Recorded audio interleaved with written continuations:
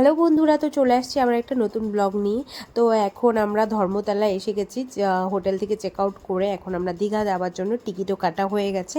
আর এই যে এখন বাস স্ট্যান্ডে আমরা বসে আছি। বরের শরীর ভালোই খারাপ, তো বর বাবা মা সবাই বসে আছে। কালকে থেকে জ্বর ছিল, তো বাস আসেনি। বাস আসলেই আমরা বাসে উঠে চলে যাব আমাদের গন্তব্যে। বললাম না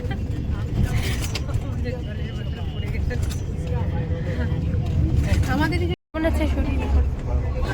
খুব খারাপ, কেউ বুঝতেই পারছো, শরীর প্রচুর খারাপ।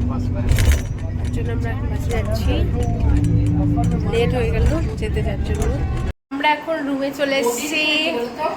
ভাই যেহেতু আগে থেকে রুম বুক করে রেখেছিল, যেহেতু ও বন্ধুদের সাথে আগেই চলে এসছে। আর এই যে অসুস্থ রোগী,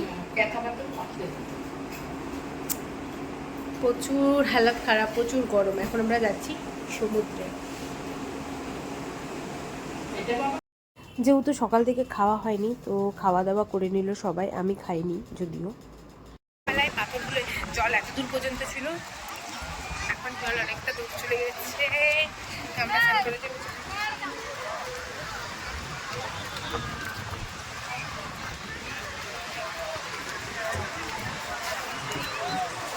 স্নান করে আবার উপরের দিকে যাচ্ছি।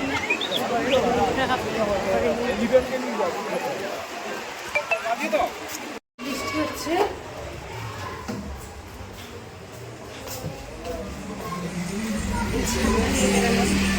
বৃষ্টি ফালতু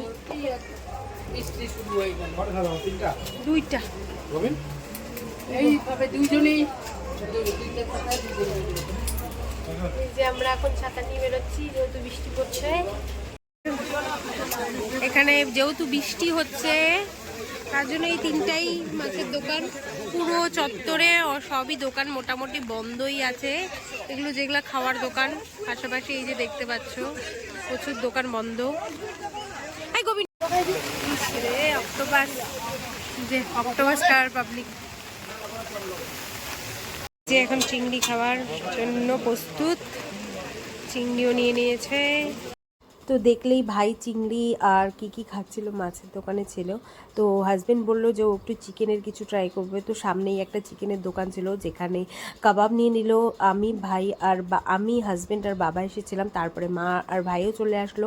আর তার সাথে চিকেনের কিছু একটা উইংস বা কিছু একটা নিয়ে নিয়েছে। আর ভাই বলল বিরিয়ানি খাবে, তো তার জন্য এই যে বিরিয়ানি অর্ডার করে ওরা দুজন মিলে একটু টেস্ট করে দেখে নিল। তারপরে আমার যেহেতু খাওয়া দাওয়া হয়নি, তো আমার জন্য এখন ভেজ কিছু খাবার খেতে হবে। আমার খুব খিদে পেয়েছিল, যেহেতু আমি দুপুরেও সেরকমভাবে কিছু খাইনি।